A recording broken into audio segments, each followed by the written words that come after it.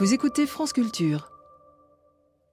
Dime que son los secretos de tu alma.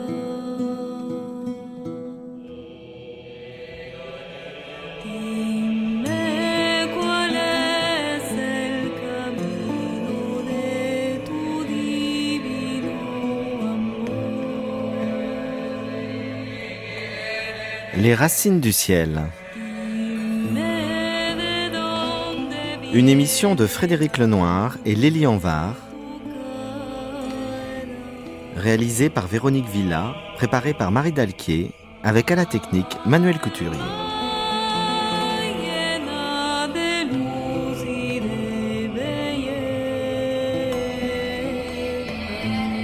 Aujourd'hui, nous recevons Simon Veil pour parler du rapport d'Einstein à Dieu et à la religion.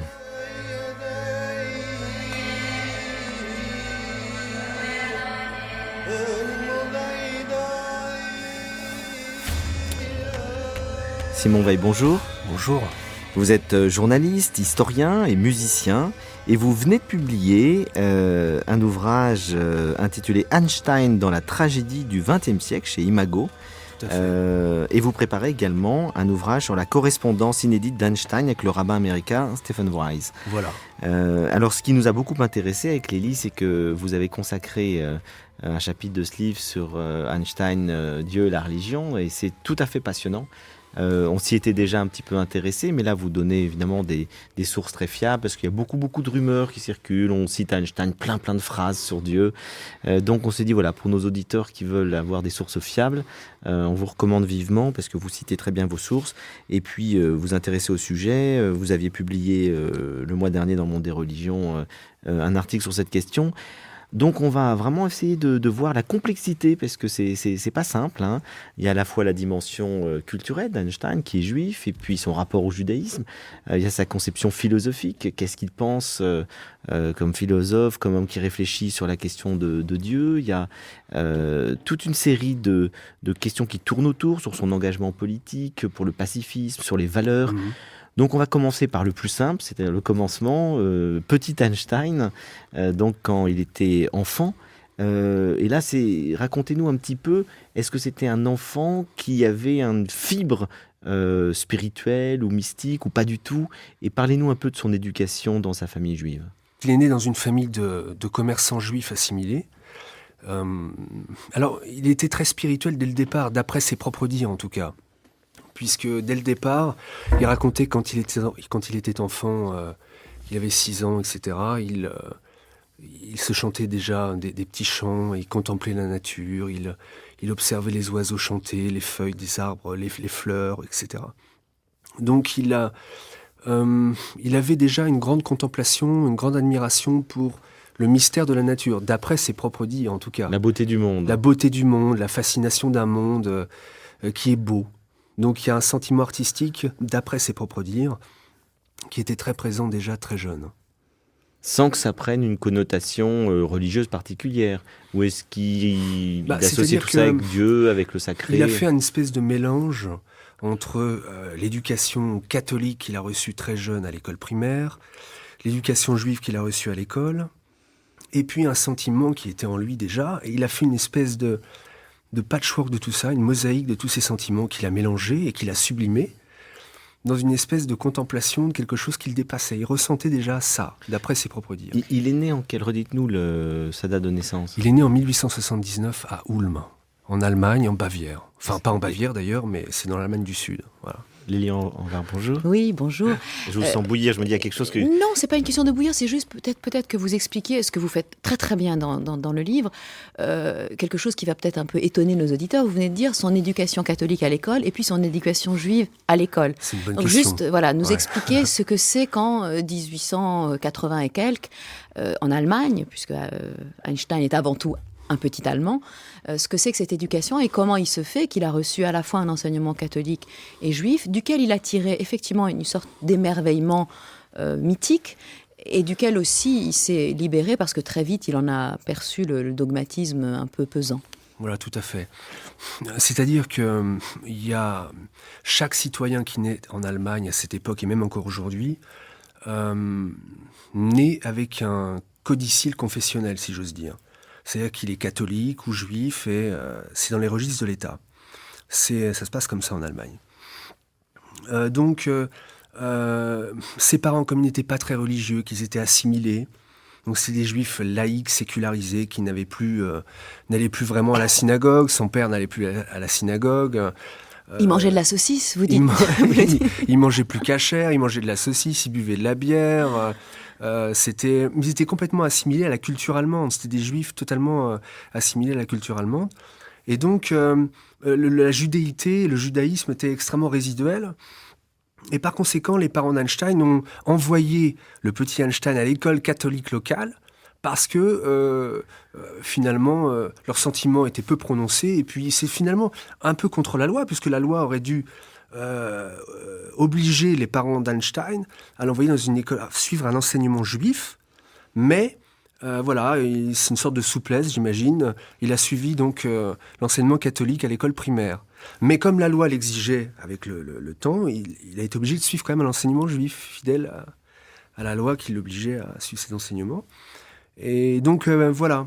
Donc il y a, comme je vous disais au début, une mixture entre tout ça, entre tous ces sentiments, cette éducation à la fois chrétienne, juive, et puis à la fois laïque en même temps, et puis la personnalité du petit Einstein, tout ça a fait que il s'est construit comme ça. En tout cas, jusqu'à l'âge de 12 ans.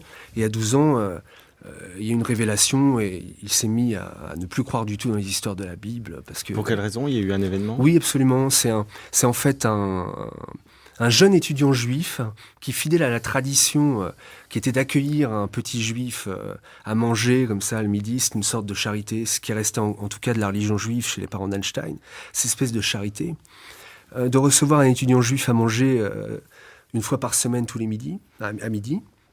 Et c'est cet étudiant qui a pris Einstein un peu sous son aile et qui lui a offert des livres de sciences, de vulgarisation scientifique. Et du coup, ça a été une révélation pour lui. Par exemple, un traité de géométrie de Speaker, ça l'a complètement étonné parce qu'il a vu un ordonnancement étrange entre la géométrie, donc entre quelque chose de complètement abstrait, qui pouvait s'accorder à des choses concrètes dans le monde réel. Ouais. Donc il s'est dit, il y a quelque chose d'extraordinaire entre des choses, des idées abstraites et quelque chose dans le monde réel. Et donc il a commencé à douter de plein de choses. Il a lu, alors, est-ce que c'est vrai? En tout cas, c'est Talmé qui le dit, qu'il a lu la critique de la raison pure à 13 ans. Alors, même moi, j'essaie de lire la critique de la raison pure maintenant, c'est quand même vraiment ardu. Donc apparemment, il l'aurait tout à fait bien intégré, etc. Donc au fond, il aurait trouvé dans les mathématiques, la géométrie, la science, des réponses à ces questions sur le mystère de la beauté du monde. C'est un apéritif à la beauté du monde, parce que finalement, ça l'a un petit peu... Et c'est vrai qu'il y a une beauté dans les mathématiques. Absolument. On voit très bien chez Pythagore, etc., combien il fait le lien entre les mathématiques et la beauté. Donc c'est ça qui a éveillé son intelligence mathématique. Et que faisaient son père et sa mère? Est-ce qu'ils avaient un métier? Quel milieu social? C'était des bourgeois, des bourgeois juifs assimilés, donc qui avaient quand même un niveau social assez élevé, etc., une grande culture. C'était le métier de son père? Alors il était commerçant. Alors, il avait une entreprise de literie. Ça n'avait pas marché, il a mis la clé sous la porte. Et puis donc, avec son oncle Jacob, qui a été un des premiers juifs suite à l'émancipation en 1869 en Allemagne, à acquérir une culture, une grande culture, au Technikum de Stuttgart, si je me souviens bien. Il a emmené son frère, donc le père d'Einstein, pour créer une entreprise d'électricité, en fait, d'électrotechnique. À l'époque, c'était la genèse. Et cette entreprise a été la première à illuminer la fête de la bière à Munich. Alors, je ne sais plus exactement quelle année, excusez-moi, je n'ai pas la date en tête. Mais donc ça marchait bien, voilà. Et puis, voilà. Donc ils étaient bourgeois et bourgeois juifs assimilés. Alors ensuite, donc, on va pas raconter toute sa vie. Donc il a fait ses études scientifiques, etc. On va poursuivre un peu le fil conducteur par rapport à la spiritualité. Si je comprends bien, globalement, à partir de l'adolescence, il s'intéresse plus vraiment à la religion. Je dirais pas ça. C'est-à-dire qu'il s'intéresse plus à la religion de la Bible. Il ne croit plus dans les histoires qui sont racontées dans la Bible, qui sont certes belles, poétiques, mais voilà, tout ça, il met ça de côté. ça l'intéresse plus, et il y a une espèce de religion de la science, une sorte de foi dans la science qui apparaît, et qui est finalement tout à fait en résonance avec le monde de l'époque, où la science, fin 19e, début 20e, est comme une sorte de religion. Oui, tout à fait, une religion Voilà. civile, Ouais, c'est ça. qui est un substitut de la religion. Ouais, tout à fait. Donc, Oui, mais je voudrais aussi peut-être apporter une nuance, c'est que ce n'est pas tout à fait ce qu'on a appelé le positivisme. C'est-à-dire qu'il a une foi dans la science, mais presque plus une foi dans la raison que dans la science. Et non pas comme ce qui va éteindre toute velléité spirituelle chez l'homme, mais au contraire, comme ce qui va permettre, au contraire, de l'éveiller véritablement à ce qu'il est, et qui est quand même une forme de spiritualité, puisqu'il s'agit de la vie de l'esprit. Et donc, il est quand même très différent de l'aspect positiviste, scientiste. Hein. tout à fait. Mais je Je crois que chez voudrais juste- Einstein, il y a... Il y a presque une mystique de la science. Non, tout à fait, vous avez raison. C'est-à-dire que je crois que c'est un artiste, Einstein. Sincèrement. On n'en parle pas souvent comme ça, mais je crois que c'est un artiste, un philosophe, avant d'être un physicien. D'abord parce que dès son plus jeune âge, il a appris à jouer d'abord de la musique, il s'est émerveillé du monde, il aimait la poésie, chantait des psaumes à l'âge de 10 ans à la gloire de Dieu. Donc il y a une vraie sensibilité d'artiste chez cet homme. Et je pense qu'il envisage la science comme un artiste. Donc, au départ, c'était un peu flou. C'est-à-dire que la raison, qui a été ensuite son fer de lance, puisque finalement, c'est par la raison qu'il veut accéder à Dieu, c'est par la raison qu'il veut accéder au sublime et au beau, parce qu'il sent qu'il y a un ordre mystérieux entre la raison et le mystère. Ce qui est incompréhensible, c'est que le monde soit compréhensible. Exactement. La fameuse phrase. Voilà. Oui, c'est ça. Donc, au départ, ça se fait progressivement, mais il y a un mélange entre la raison et une grande sensibilité, une grande admiration, une grande contemplation pour le monde. Voilà. C'est pas. Et puis, bien sûr, ensuite.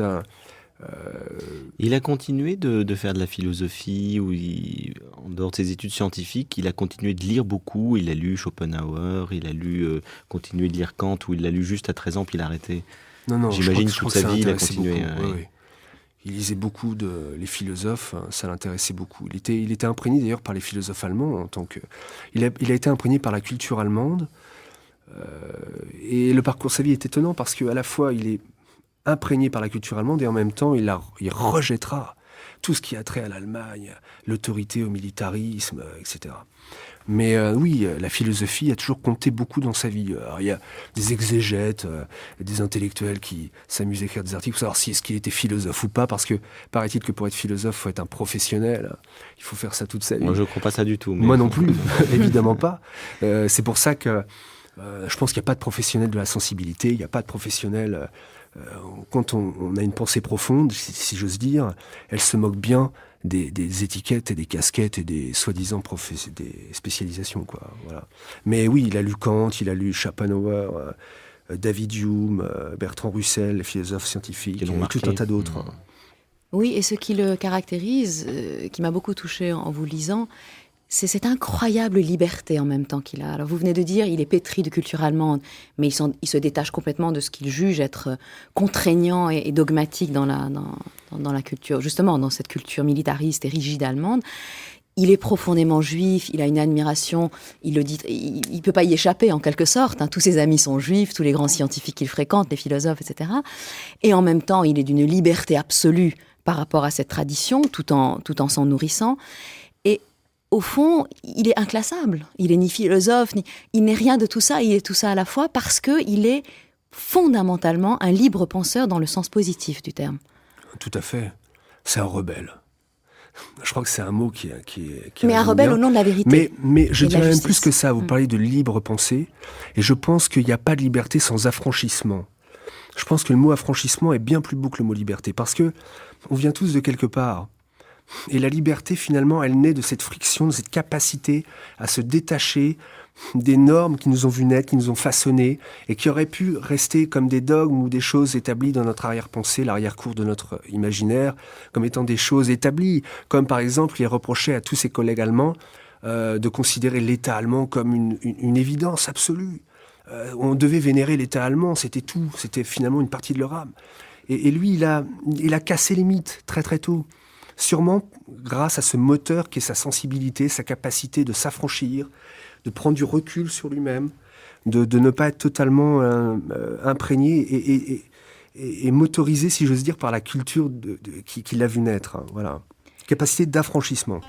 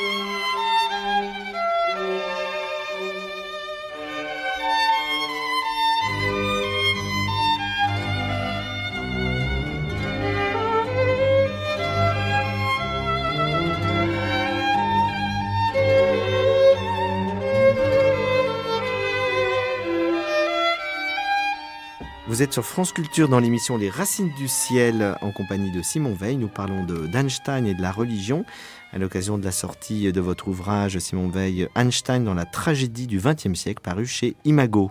Lélie Anvar. Oui, nous parlions de la liberté ou de cette capacité à s'affranchir du passé, tout en s'en nourrissant chez Einstein. Vous dites, et je crois fort justement, que d'ailleurs, sans cette incroyable capacité, distance qu'il a par rapport aussi à lui-même, et donc par rapport à la science de son temps, malgré le fait qu'il vénère évidemment les physiciens, eh bien sans cette capacité, il n'aurait jamais pu penser la relativité. Parce que précisément, il fallait faire un saut psychologique immense, que certains lui ont reproché d'ailleurs, certains n'ont pas pu même concevoir la relativité, tellement c'était hors norme. Il faut relativiser, si j'ose dire, cette analyse, parce que, justement, j'insiste dans mon livre sur le fait que Einstein a eu la chance d'arriver à une époque où toute une génération de physiciens brillants et, si j'ose dire, géniaux, parce qu'on se centre sur Einstein beaucoup trop, comme si c'était un génie solitaire. Donc tout un tas de physiciens géniaux ont pavé le terrain à la relativité. Il le reconnaît d'ailleurs. Il le reconnaît. Mais il y a eu des débats sur Poincaré, etc., pour savoir si il n'a pas reconnu trop le mérite de Poincaré. Est-ce que ça le gênait ou pas? Bon, c'est des questions. Mais je crois que la hauteur de ses vues et sa sincérité par rapport à tout ça fait que je crois totalement sincère. Et il a reconnu à chaque fois les grands physiciens qui ont été indispensables à l'élaboration de cette théorie. Je pense à Maxwell, Ernst Mach. À quel âge il a formulé sa théorie qu'il a rendue célèbre? Alors, la théorie de la relativité restreinte, c'est en 1905. Oui, donc c'est tôt. Ouais. Voilà, c'est tôt. Ceci dit, Poincaré avait écrit dans un ouvrage écrit 2 ou 3 ans avant, il parlait déjà de relativité d'espace et du temps. Mais certains disent qu'effectivement, il n'a pas passé le cap, Poincaré, parce qu'il était certainement un peu trop embastillé, si j'ose dire, dans une culture française dont il n'arrivait pas à prendre ce recul, cette espèce de capacité un peu géniale de rébellion, de se dire « Allez, je passe une étape supplémentaire ». Mais j'insiste sur le fait que la relativité d'Einstein, alors qu'il séchait des cours à l'école polytechnique de Zurich, qu'il a formée, qu'une école, une institution extraordinaire au niveau de la formation scientifique à Zurich, il séchait des cours. Et il étudiait la relativité dans une académie qu'il a baptisée ironiquement Olympia avec ses amis. Il fumait des cigares, il mangeait, et puis il lisait David Hume comme ça, et puis il plaisantait. Et il raconte lui-même après coup que la relativité il n'aurait pas découvert ça, la relativité, donc, sans cet esprit libre, cette capacité de ne pas suivre les cours, De mettre de la finalement. distance. Ouais. Alors, le sujet me fait penser à Lélie, à une histoire drôle que vous me racontiez alors qu'on préparait l'émission. Ça vaut la peine que vous la racontiez. Oui, si on peut me permettre de raconter Mais une oui, histoire drôle. je vous permets. Merci. En fait, on m'avait raconté il y a très longtemps, ça m'avait frappé, et c'est une histoire drôle qui est quand même pleine d'enseignements. C'est l'histoire, en fait, des grands penseurs juifs qui ont formé l'histoire de la pensée, qui ont été influents dans l'histoire de la pensée. Et ça commence évidemment avec Moïse, qui dit que tout dépend de la loi. Puis il y a eu Jésus qui a dit « mais non, tout dépend, tout se passe dans le cœur ». Puis Marx est venu, il a dit « mais non, tout se passe dans le ventre ». Évidemment, Freud, après Marx, a dit « pas du tout, tout cela dépend du sexe, évidemment ». Et enfin Einstein est venu et a dit « mais non, tout cela est relatif ». Tout est relatif. Voilà. Mais alors, sur l'action puisqu'on parle des grands figures de la pensée juive qui ont marqué l'histoire, par rapport au judaïsme d'Einstein face à la montée du nazisme, c'est aussi un point important. Comment est-ce que lui a vécu ça, subi ça? Est-ce qu'il a concrètement été persécuté, subi des humiliations? Comment est-ce qu'il raconte ça?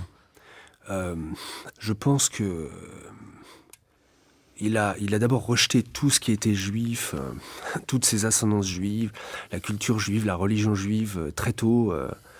Et puis, c'est revenu petit à petit. Alors, il dit que, malgré ce rejet, il a toujours eu conscience de ses origines juives. Et puis, en arrivant à Berlin en 1914, il a vu ses collègues juifs assimilés, qui avaient honte d'eux-mêmes, qui n'osaient pas s'affirmer en tant que juifs parce que l'antisémitisme ambiant faisait qu'on les dénigrait.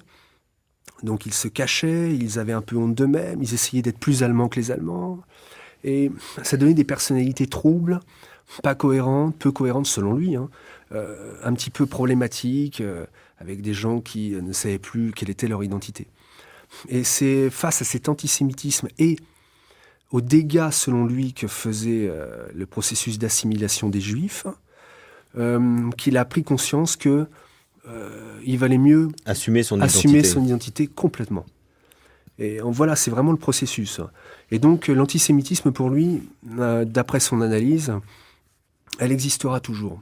Pour lui, il dit maladroitement, à mon avis, parce que c'est une époque où la race, les questions de race sont très importantes, et dans le livre, j'en parle, et c'est assez nouveau à ce sujet-là, c'est que, oui, les Juifs réagissent à l'antisémitisme, mais finalement, l'antisémitisme fait partie de la physiologie des peuples, d'après lui, et qui ne sert à rien de lutter contre frontalement, comme le font tous les Juifs assimilés qui, par des associations, notamment le Zentralverein, qui est l'espèce de temple des Juifs assimilés allemands à l'époque d'Einstein, qui tentent de lutter contre l'antisémitisme. Lui, il dit, mais ça ne sert à rien.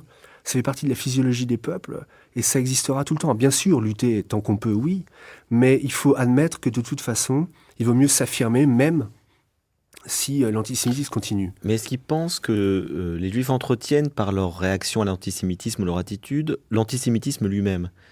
Vous avez des penseurs qui disent ça, oui, notamment à cette époque. Est-ce qu'ils le pensent, ça? Ils pensent exactement ça, en fait. Vous visez juste. C'est-à-dire qu'ils pensent que le fait d'être lâche, de ne pas s'affirmer comme juif, ça favorise...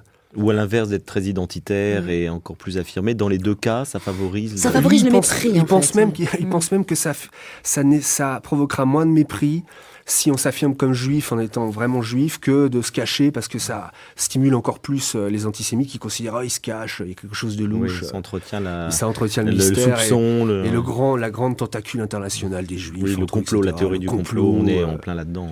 Ouais. Tout à fait. Donc après la Première Guerre mondiale, la théorie du complot est très, très présente. Mais pour revenir à ce que vous disiez tout à l'heure, effectivement, il a été menacé de mort. Donc je raconte ça dans le livre. Il a été vraiment menacé. C'est très sérieux, puisque son ami Rathenau, Walter Rathenau, qui était un juif assimilé justement, qui se sentait plus allemand que juif, etc., a été assassiné en 1922, et c'était un ami proche d'Einstein. Et donc du coup, ça l'a beaucoup, beaucoup marqué, et il disait qu'il allait mettre son cadavre à l'abri en partant dans le Nord pour éviter d'être assassiné, parce qu'il était très menacé. Mais d'ailleurs, puisqu'on parle de Rathenau, pour parler du judaïsme et de la philosophie juive, c'est intéressant. Il disait de Rathenau que il y avait une phrase qu'il aimait à citer, de Rathenau, qui disait « Si un juif va à la chasse pour son plaisir, il ment ». Pour justement parler de cette impossibilité dans le judaïsme de vénérer la mort, enfin, en tout cas, on sacralise la vie dans le judaïsme. Et c'était très important pour lui. Mais Oui. il a été menacé de mort, en tout cas, plusieurs fois. Oui, d'ailleurs, tous Dans les années 20, tous notamment. tous ces premiers chapitres de votre livre, justement, qui sont vraiment sur son rapport à la judéité, sont absolument passionnants à lire parce qu'ils nous font aussi revivre cette époque dont on a oublié la violence antisémite qui était bien avant la Deuxième Guerre Extrêmement. mondiale et qui était... Bon, Einstein a très vite compris, à partir de 1933, il sait qu'il s'agit évidemment de partir, mais on est étonné que les autres ne l'aient pas cru. Mais en tout cas, c'est très riche, ça nous fait beaucoup réfléchir, et personnellement, ça m'a beaucoup fait penser à une situation un peu, évidemment, elle n'est pas similaire, Dieu merci, mais quand même, il m'a semblé que peut-être les musulmans de France auraient beaucoup de leçons à tirer de la façon dont Einstein pense sa judéité. C'est-à-dire, il la pense ni comme un communautarisme, ni comme une assimilation qui serait de singer la culture dans laquelle on vit, mais véritablement affirmer ce qu'il y a de meilleur dans son identité en tant que membre, justement pas d'une communauté, mais membre d'une culture qui a quelque chose à apporter à la culture universelle. Et vraiment, ça m'a frappé de voir que sa leçon n'a pas été suivie. Et ça m'a fait en fait comme une sorte de tristesse. Je trouve cette intelligence incroyable qui n'est pas suivie. C'est toujours un peu tragique. D'ailleurs, c'est dans le titre de votre livre, cette question de la tragédie. On sent quand même que vous êtes sensible au fait qu'il y a quelque chose de tragique dans sa lucidité. Tout à fait, oui. Mais je pense qu'il envisageait... il ne comprenait pas sur un plan philosophique comment on pouvait donner comme des choses contradictoires le fait d'être de culture juive et être un fidèle citoyen d'un État, qu'il soit allemand ou américain. Ça, c'était dans son idéalisme, si j'ose dire. Dans la réalité concrète, ce message était impossible à entendre dans les années 20 en Allemagne. Donc du coup, il a été une brebis galeuse, un mouton noir. Il avait toutes les tares. Il était pacifiste, socialiste, juif, donc sioniste à partir des années 21. Donc les ultranationalistes allemands qui ont une sorte de période sous Weimar, paradoxalement, de prospérité pendant quelques années, ou qui ont un peu foutu le bazar, donc on menaçait sa vie, on menaçait... Il est parti à quelle époque aux États-Unis? Il a émigré en quelle année? En 1933, en novembre 1933, il s'est installé définitivement aux États-Unis. Mais il avait fait quelques voyages aux États-Unis, notamment en 1921, il a fait un premier voyage aux États-Unis pour défendre la cause sioniste. Cause sioniste, il faut préciser tout de suite qu'il ne défendait pas le sionisme politique Oui. de Theodor Herzl, hein, parce qu'il avait une vision du sionisme humanitaire pour aider ses proches, mais pas du tout politique. Il ne voulait pas d'un État. Il n'a jamais voulu d'un État en Palestine, un État israélien. Donc, Alors c'était quoi un sionisme non politique? c'est un sionisme culturel qui était un petit peu un sionisme présent en Allemagne. Donc c'est aussi quelqu'un de son temps, Einstein. C'est pas forcément qu'un rebelle. Il a aussi puisé dans le sionisme culturel des sionistes allemands. Cette idée qu'il n'y avait pas besoin d'un État, mais qu'il fallait juste que la Palestine soit un phare pour les Juifs du monde entier. Que tous les Juifs n'émigrent pas en Palestine. C'était surtout pas son objectif. Lui, ce qu'il voulait, c'était que quelques Juifs s'installent là-bas pour redonner confiance à tout un tas de Juifs dans le monde, de reprendre confiance en eux, de dire, voilà, on fait partie d'une grande civilisation, on n'a pas à se cacher. Mais il n'a jamais voulu que tous les Juifs émigrent en Palestine, ni d'un État. Alors peut-être juste une courte citation sur justement ce qu'il dit du judaïsme, puisque nous en parlons. C'est vous d'ailleurs qui citez ce court passage dans votre livre. Voici ce que dit Einstein de sa vision du judaïsme. Je comprends que ça n'est pas plu à certains rabbins. Le judaïsme n'est pas une croyance. Le Dieu juif n'est qu'une négation de la superstition. Il est ce que l'imagination supplée quand la superstition est supprimée. C'est aussi une tentative pour fonder la loi morale sur la crainte, une tentative déplorable et peu glorieuse. Mais il me semble que la forte tradition morale du peuple juif s'est largement affranchie de cette crainte. Il est clair aussi que servir Dieu voulait dire la même chose que servir ce qui vit. C'est pour cet idéal que les meilleurs d'entre le peuple juif, en particulier les prophètes et Jésus, ont inlassablement combattu. Oui, c'est un très beau texte, mais il exprime tout finalement très simplement, c'est-à-dire que le judaïsme n'est pas une croyance. Alors là, il aurait pu être excommunié, tout comme Spinoza, qu'il admirait, qui a été excommunié par tout un tas de rabbins qui finalement prenaient ça très mal, parce que les mitzvot, notamment, je pense à sa correspondance avec le rabbin Léo Jung, qui lui reprochait, qui lui expliquait d'un ton un peu condescendant ce qu'étaient les mitzvot, les commandements et leur importance. Et Einstein qui lui répondait tout simplement, mais moi, je ne peux pas, je ne suis pas sensible au rituel juif. Et donc, finalement, il prend la substantifique moelle de ce qu'il considère être l'apport moral du judaïsme. Pour résumer les choses, il ne croit pas dans l'existence d'un Dieu personnel, dans le monothéisme, qui se révèle, qui choisit un peuple, qui fait alliance, qu'on voit des prophètes. Donc pour lui, tout ça, c'est de la superstition. Un peu comme dans le déisme des Lumières, finalement. Il est tout à fait dans ce prolongement. Mais en même temps, il constate l'apport civilisationnel et éthique des religions, et notamment du judaïsme. C'est ça, voilà. Et donc, le Dieu anthropomorphique, personnel, avec une longue barbe qui punit, qui récompense, et qui finalement souscrit aux besoins des gens par leur désir, leur peur de la mort, leur désir de croire en quelque chose qui les rassure. Finalement, c'est ça, ce Dieu qui pourrait, de la providence, qui serait là pour... Il dit la même chose que Freud sur ce sujet-là. Tout à fait. Bah, finalement, oui, il y a un lien, c'est vrai. Ils font partie de la même époque. À la différence de Freud, donc il a la même conception d'une religion qui répond à la peur, qui répond à l'angoisse, du désemparement, etc. En même temps, il est plus mystique que Freud. C'est-à-dire que Freud est très rationaliste et il ressemble plus à Jung par son côté mystique, par son côté justement où il ressent la profondeur du mystère du monde. Et ça, c'est un point qui est très intéressant. C'est que vous montrez bien, c'est effectivement cet attachement d'Einstein à ne pas vouloir que la science donne réponse à tout et à dire au fond, la vie, le monde reste un grand mystère et il y a plein de choses dont on n'a pas les réponses et c'est ça qui est passionnant. Ouais, tout à fait. C'est-à-dire que il cherche pas à tout expliquer, mais il raconte une petite histoire où il raconte que sa manière d'aborder la science, c'est un petit peu comme si on rentrait dans une bibliothèque, et il y a plein de livres dans toutes les langues, et il comprend pas toutes les langues, mais il y a un ordonnancement dans la bibliothèque, il y a des livres comme ça partout, ils sont ordonnancés. Et finalement, c'est la métaphore de l'univers, c'est-à-dire que il y a plein de livres de langues différentes, il n'a pas tous les codes pour le comprendre, donc finalement il reste interdit et fasciné par la beauté comme ça de cet ordonnancement. C'est-à-dire qu'il est très humble, il y a une grande humilité chez Einstein, ce qui fait que, alors qu'on l'a pris pour un dieu pendant toute sa vie, qu'on l'a mythifié, déifié, il ne comprenait pas, et c'était sincère, c'était pas une fausse modestie. C'est-à-dire que pour lui c'était incompréhensible, il y avait une véritable humilité, je crois. Quand j'ai lu ses textes, etc., c'est vraiment profond chez lui. Oui, c'est ça. Et une humilité devant la grandeur du monde, devant...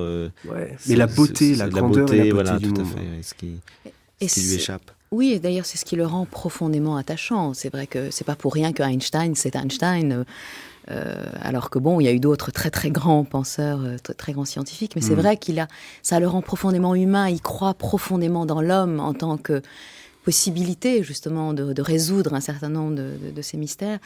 Et en même temps, vous le citez plusieurs fois, il se moque de lui-même. Il dit, enfin, moi qui ai toujours détesté les saints et les idoles, voilà qu'on fait de moi un saint ou une idole. Ouais. En tout cas, je vous ai choisi un texte de lui que j'aime tout particulièrement, justement dans lequel il parle de ce mystère et de ce qui est peut-être, qui fait l'essence ou la quintessence même de ce qu'il est, de sa vie. J'éprouve l'émotion la plus forte devant le mystère de la vie. Ce sentiment fonde le beau et le vrai. Il suscite l'art et la science. Si quelqu'un ne connaît pas cette sensation, ou ne peut plus ressentir étonnement ou surprise, il est un mort-vivant, et ses yeux sont désormais aveugles. Auréolé de crainte, cette réalité secrète du mystère constitue aussi la religion. Des hommes reconnaissent alors quelque chose d'impénétrable à leur intelligence, mais connaissent les manifestations de cet ordre suprême et de cette beauté inaltérable. Des hommes savent vous limiter dans leur esprit pour appréhender cette perfection. Et cette connaissance et cet aveu prennent le nom de religion. Ainsi, mais seulement ainsi, je suis profondément religieux. Tout comme ces hommes. Je ne peux pas imaginer un Dieu qui récompense et punit l'objet de sa création. Je ne peux pas me figurer un Dieu qui réglerait sa volonté sur l'expérience de la mienne. Je ne veux pas, et je ne peux pas concevoir un être qui survivrait à la mort de son corps. Si de pareilles idées se développent en un esprit, je le juge faible, craintif et stupidement égoïste. Je ne me lasse pas de contempler le mystère de l'éternité de la vie. Et j'ai l'intuition de la construction extraordinaire de l'être. Même si l'effort pour le comprendre reste disproportionné, je vois la raison se manifester dans la vie.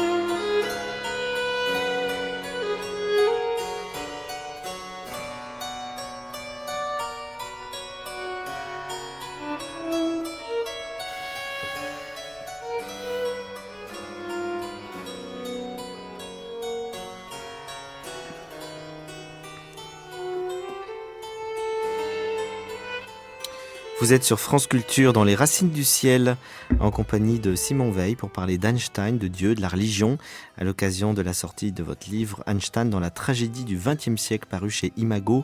Lilian Var, je voulais juste que vous nous disiez dans quel livre vous avez, parce que un autre ouvrage que vous venez de lire ce texte, et souvent nos auditeurs nous disent, mais d'où sont issus les textes? Oui, bon, je Un mettrai très beau texte. les références, effectivement, mais c'est un recueil, en fait, une anthologie de textes d'Einstein qui s'intitule « Comment je vois le monde », aux éditions Champs Sciences, Flammarion. Et c'est vrai que je crois, Simon Weil, que vous avez quelques réserves sur les traductions présentées ici, mais ça donne quand même une idée, un florilège de la pensée d'Einstein. C'est très bien. Mais c'est vrai qu'il y a pas forcément la mise en contexte, mais c'est pas le but non plus du livre. C'est là pour... Oui, mais c'est souvent des extraits de conférences. Voilà, et c'est pas... Voilà. C'est un peu écrit par Einstein en tant que tel, c'est des propos recueillis. C'est ça, voilà. On a enregistré au cours d'un dîner, c'est des choses comme ça. Souvent. Par exemple, et puis la traduction a été parfois un peu simplifiée, etc. Mais vraiment, ça reste un livre très bien, tant que ça dénature pas les propos d'Einstein. Quelques réserves, mais enfin, c'est vraiment... oui, et puis je crois que vous nous avez signalé qu'il y a un site, en fait, des archives Einstein à Jérusalem, sur lesquels on peut trouver justement ces textes en anglais, donc tout ce qu'il a dit en anglais, ou éventuellement en allemand, mais traduit en anglais. En tout cas, voilà, si on veut aller vraiment à la source, on peut toujours aller consulter ce site. Voilà. alberteinstein.org, c'est aussi simple que ça. Voilà. Alors je voudrais qu'on aille maintenant un petit peu plus loin dans la pensée philosophique d'Einstein sur la question de Dieu. Vous avez évoqué tout à l'heure la figure de Spinoza en comparant Einstein, en disant bon, Spinoza a été exclu effectivement de la synagogue parce qu'il disait que le texte biblique était plutôt un mythe qu'un texte historique. Einstein pensait la même chose, mais Einstein s'est référé très explicitement de nombreuses fois à Spinoza en disant « je suis spinoziste ». Alors, expliquez-nous qu'est-ce que la conception religieuse de Spinoza et en quoi est-ce qu'elle plaisait tant à Einstein ? D'abord, il était einsteinien avant tout, parce que par contre, il admirait beaucoup Spinoza, mais enfin, il avait un petit orgueil très léger. Zut, je crois qu'il était très humble. Mais très très humble, oui. Mais je pense que je crois qu'il était quand même fier de ce qu'il avait accompli. Mais oui, il reste profondément humble, c'est la vérité. Mais Spinoza, c'était vraiment il admirait, oui, il admirait en lui sa vision de Dieu, qui finalement se fondait dans la nature, une sorte de vision panthéiste. Alors c'est parfois le mot peut être maladroit, mais certains extraits d'Einstein, il parle de panthéisme de Spinoza, puis ensuite il dit non, c'est pas vraiment panthéisme. Bon.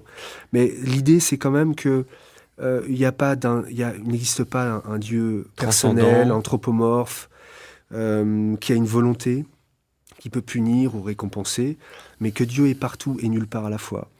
Donc s'il est nulle part, il est partout, et partout et nulle part. Bref, on le cherche, quoi. Une Mais- vision immanente Une vision immanente du de divin. Dieu. C'est-à-dire que dans chaque fleur, chaque brin d'herbe, Dieu est partout.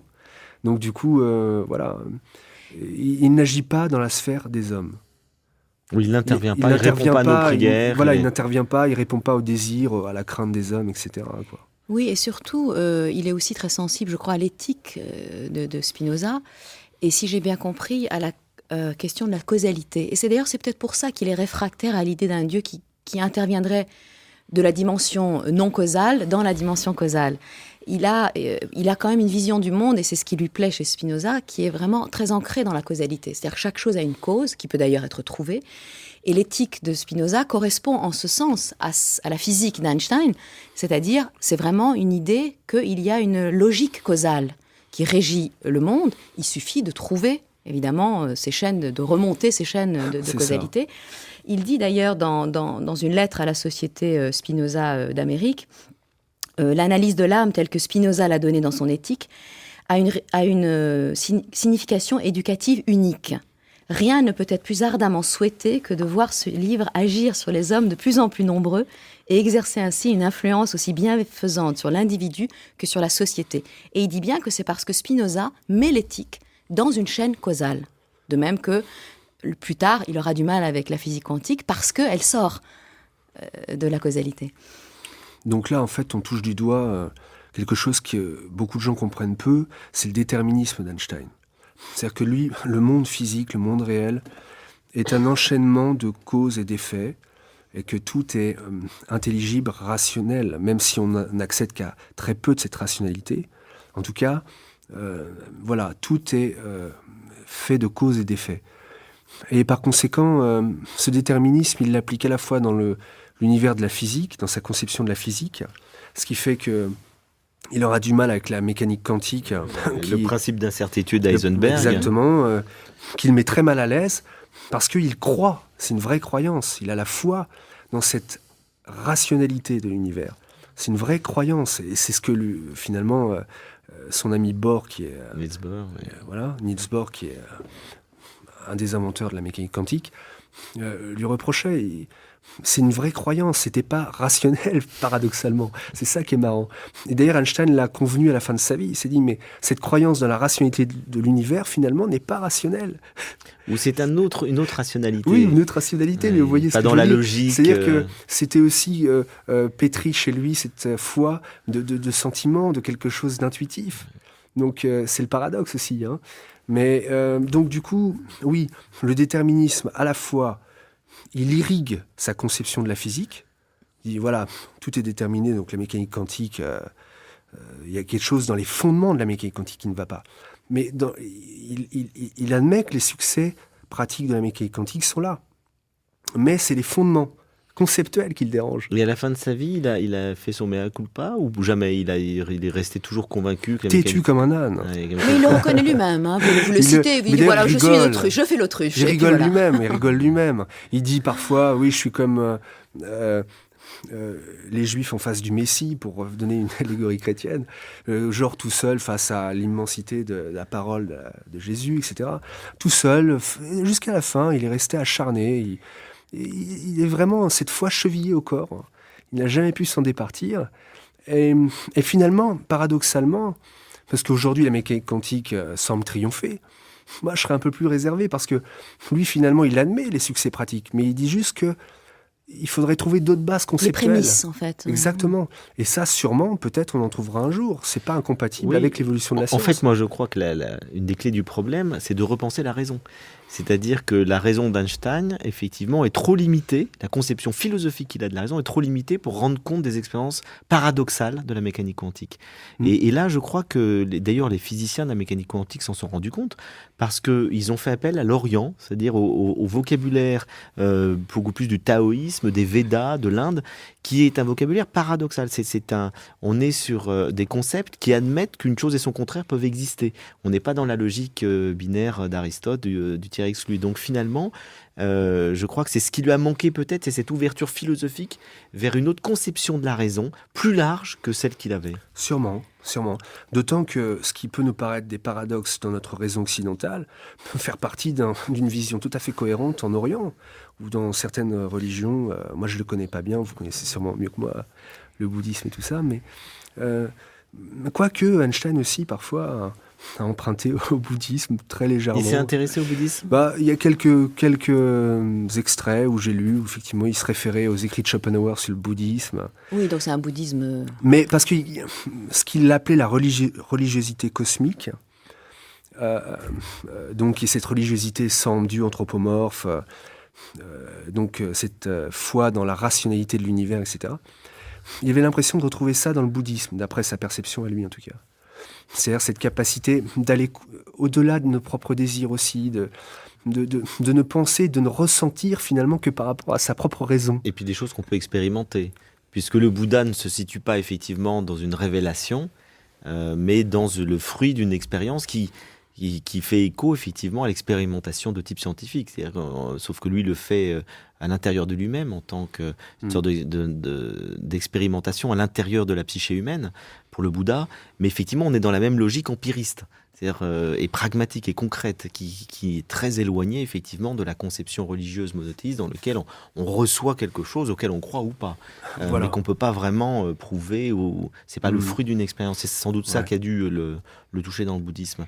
Mais je voulais vous poser une autre question sur une phrase célèbre d'Einstein. Je voudrais savoir si elle est vraie ou pas. Ouais. Cette fameuse phrase où il dit que le hasard est un nom de Dieu en fait, et que Dieu voyage toujours incognito. Est-ce que c'est vrai? Est-ce qu'il a prononcé cette phrase-là? Alors oui, je crois qu'il l'a prononcé, mais faut comprendre quelque chose, c'est que Einstein il utilisait souvent Dieu comme une métaphore. Donc parfois il ne faut pas prendre et analyser À la ces lettre. formules à la lettre, jamais en fait, parce que c'est comme la célèbre formule Dieu ne joue pas au dé, etc. C'est des métaphores. Il a souvent pris Dieu en otage, il en a fait un peu ce qu'il voulait. C'est une sorte de pâte à modeler qui lui servait pour exprimer Alors sa... Dieu voyage toujours incognito, c'est la métaphore de quelle pensée? Qu'est-ce qu'il veut dire en disant ça? Alors Dieu voyage incognito, c'est-à-dire que il est difficilement accessible. C'est pas un Dieu qu'on peut comprendre Ou saisir. Voilà, pardon, merci, qu'on peut saisir comme ça. Ça veut peut-être dire que, tout simplement que les choses n'arrivent pas par hasard, qu'il y a quand même, vous l'avez dit, une causalité. Donc il y a toujours une raison, une cause, et finalement c'est ce qu'on appelle Dieu. Oui, ou c'est l'immanence aussi, c'est une certaine... Ça irradie tout sans être jamais... Mais Dieu voyage incognito, encore une fois, c'est les formules...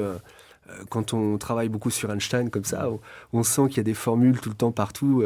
C'est vraiment des métaphores. Parfois, il se laisse presque abuser par la joliesse, si j'ose dire, de ses propres formules. Mais ça me fait penser à quelque chose, je pense, dont il faut parler. C'est-à-dire que par rapport à son déterminisme, etc., et à son idée de Dieu, c'est que finalement, le hasard est prévisible, quelque part. C'est-à-dire qu'il y a un ordonnancement, donc... caché, et que le hasard finalement n'est pas si peu saisissable que ça, n'est pas un vrai hasard, quoi. C'est-à-dire qu'il y a vraiment des lois, il y a des choses qui guident, qui structurent le cosmos. Mais son Dieu, comme il croit au Dieu de Spinoza, qui est un Dieu donc impalpable, puisque c'est pas un vrai Dieu, c'est une métaphore, Dieu en l'occurrence, puisqu'il est partout, nulle part. Il est dans l'esprit supérieur, il parle parfois d'esprit supérieur, de quelque chose, mais c'est pas, on n'arrive pas à le définir. Hein. Donc quand il dit Dieu, à chaque fois, c'est vrai que c'est toujours une métaphore pour parler de cet esprit spinoziste, d'un Dieu qui est partout. Et voilà. Et alors, puisqu'on a parlé justement d'une certaine forme de déterminisme, il me semble quand même que dans son action dans le monde et son éthique, il croyait quand même aussi beaucoup dans la responsabilité individuelle. Ce n'est pas contradictoire avec cette idée d'une certaine forme de déterminisme. Et il a pratiqué ô combien les vertus de la rébellion, pour le coup, contre toutes les formes d'injustice. Ça a été l'antisémitisme ou la guerre, enfin tout. Il a toujours porté son secours tant qu'il le pouvait et comme il le pouvait à ceux qui le lui demandaient. Et parfois, il en était même débordé, hélas, comme on le voit dans sa correspondance. Il n'a pas réussi à faire libérer tous les Juifs qui lui demandaient de lui faire des affidavits, évidemment, quand ils ont été internés. Et globalement, c'est un homme qui est en lutte contre l'injustice et c'est un homme de très grande amitié et de très grande fidélité. Il a un regard sur les choses et une action sur les choses qui est profondément non violente et profondément bienveillante. Tout à fait. Mais c'est-à-dire que toute sa vie, il a essayé de dépasser les désirs ou tout un tas de craintes qui, généralement, forgent la destinée d'un homme. Il s'est dit, voilà, l'amour, ça peut paraître terrible d'ailleurs, parce qu'il laisse peu de place à la sensualité ou à tout un tas de choses charnelles, c'est finalement assez... Mais voilà, tout ça, c'est qu'illusion, c'est la raison, c'est par la raison qu'on arrive à s'échapper, à atteindre une connaissance supérieure du monde et des choses. Parce que nos désirs, finalement, nous amènent à des pensées qui sont que l'extension du désir ou de sentiment. Mais il était profondément... Pourtant, en empathie, enfin profondément bienveillant et en empathie. Tout à fait. Et le sentiment de justice chez lui était élevé à un degré incommensurable. Et puis il s'est beaucoup battu, évidemment, contre la guerre, même s'il a participé à la création de la bombe atomique pour, effectivement, finir avec le Japon et l'Allemagne nazie. Et ça a été un drame, j'imagine, dans sa vie. Voilà, ça a été très douloureux à lui. Ça a été vraiment, j'imagine, très difficile comme décision. Mais après, il n'a pas arrêté de militer pour la paix. Il réclamait même la suppression des nations. C'est-à-dire, c'est quelqu'un qui pensait que le nationalisme pouvait être très dangereux aussi et qu'il fallait arriver à une sorte de fraternité humaine universelle. Démilitarisation totale. Avec un gouvernement mondial. Enfin, c'était un grand utopiste sur toutes ces questions-là. Et il avait une vision du monde. Certains diraient idéaliste et pas utopiste. Mais pour moi, c'est positif l'utopie. Tout à fait. C'est anticipé Absolument. Mais c'est vrai que pour moi aussi, c'est très positif. C'est-à-dire que je pense qu'Einstein n'était pas dupe forcément du fait que ce serait peut-être difficilement applicable. Mais il s'est dit, il faut que je fasse tout ce que je peux pour convaincre les hommes d'aller dans ce sens. C'est plus dans ce sens-là. Donc, c'était pas un utopiste au sens d'un rêveur qui disait des choses qui seraient... Non, il savait certainement que ce serait très difficile, mais comme il pensait que c'était la seule voie pour aller vers la justice et plus de justice, voilà. Donc, il a combattu toute sa vie pour toutes ces valeurs-là. Et donc, c'était un bon disciple de Gandhi aussi, d'une certaine manière. Qu'il admirait aussi. Profondément. Merci beaucoup, Simon Weil, de nous avoir parlé d'Einstein. Je rappelle le titre de votre livre, Einstein dans la tragédie du XXe siècle, paru chez Imago. Merci à vous.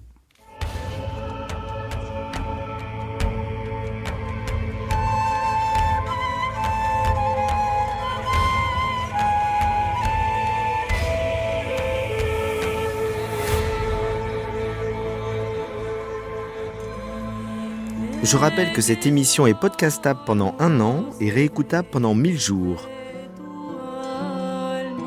La semaine prochaine, nous recevrons Guy Gilbert qui nous parlera de son parcours hors du commun. Dans un instant, vous retrouvez le journal de 8 heures. Excellent dimanche à tous.